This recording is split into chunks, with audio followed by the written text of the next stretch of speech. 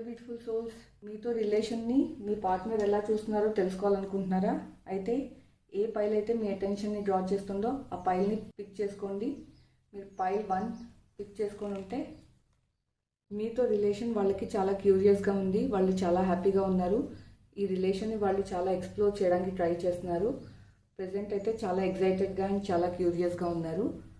And మీరు pile 2ని pick చేసుకొని ఉంటే మీతో రిలేషన్లో ఉండాలి అని వాళ్ళు తీసుకున్న డెసిషన్ చాలా కరెక్ట్గా అని వాళ్ళు మనస్ఫూర్తిగా నమ్ముతున్నారు అండ్ దానికి చాలా హ్యాపీగా ఫీల్ అవుతున్నారు.